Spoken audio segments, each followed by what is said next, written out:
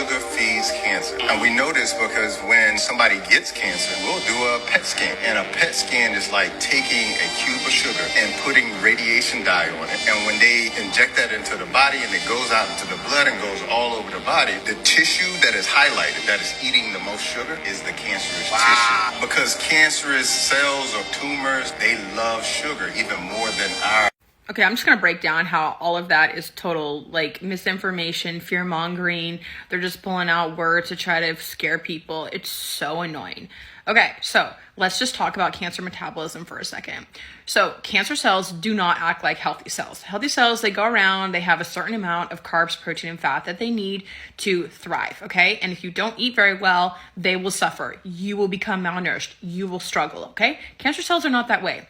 They take up a whole lot of nutrition, carbs, protein, and fat. Yes, they take up more carbs than a healthy cell, but it does not matter how you eat. It will not slow down that process. The cancer is chilling, unfortunately, no matter how you eat. And this is where so many cancer survivors get a lot of misinformation around gurus or people who are really actually putting cancer survivors in a dangerous position, because they're telling cancer survivors, well, if you just take out sugar or if you manipulate your diet, your cancer will disappear. Absolutely not. Do you know how easy that would be just to remove like a food group? That's actually not how it works when you eat and consume nutrition and get nutrition. Like, that's not how carbs are uptake. You don't just eat a certain way and then it just does or does not go to the cancer cell. That's not how digestion works. You cannot dictate where nutrients go once you eat. The body has it covered. And unfortunately, cancer will gobble up and take up whatever nutrition it needs, no matter if you eat. If you didn't even eat, guess what? Do you think that the cancer would slow down?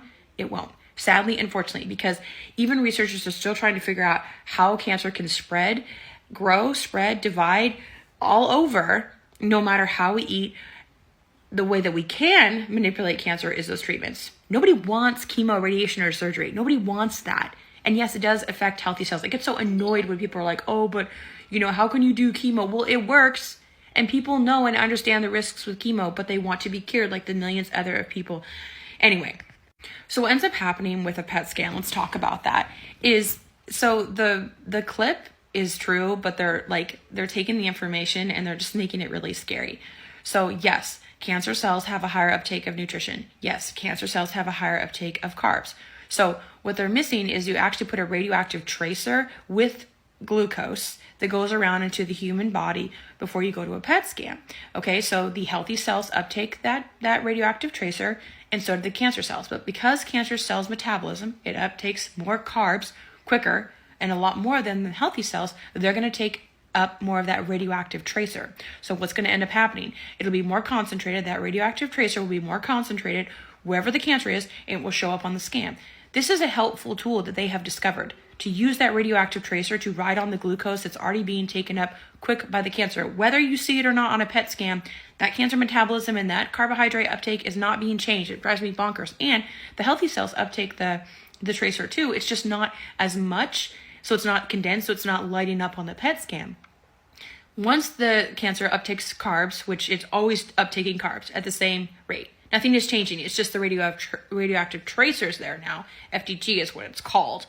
Then it lights up on the scan, and then your oncology team is able to be like, okay, this is where it is, this is where we need to treat it, or they'll see it's lighting up less because the treatments have worked, so it's being effective. So PET scans are a really great tool. They're using a radioactive tracer. There's no change in metabolism of a healthy cell or a cancer cell based off the PET scan. I know it can visually be scary because you're like, oh my God, it's like glowing, holy shit, there's all my cancer. It's the tracer that's now there, okay? And then also you metabolize and digest out that tracer. It's not, it's not something that stays in your body for a long period of time. So don't be afraid of what the cancer's metabolism is doing after you see.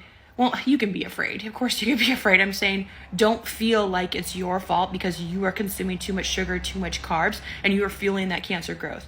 You are not. You could never have a drop of sugar or carbs again, which your body would totally suffer because your body needs naturally 50% of your nutrient needs need to come from carbohydrates just for normal everyday body functioning. Also brain health. Brain fog is a huge side effect of all cancer survivors. So if you want a healthy, happy brain, you need to make sure to have carbs. But anyway, it's just the tracer lighting up. There's no change in the uptake of carbs from your cancer cells when you eat carbs. It always has a consistent way of continuing to uptake the nutrients it needs to grow and divide, which sucks. And I know cancer's annoying, but that's why you have surgery, radiation, chemotherapy, immunotherapy, hormone therapy, all these things to make it so the cancer will not come back. Don't let anyone fool you saying like, oh, if you eat less sugar. No.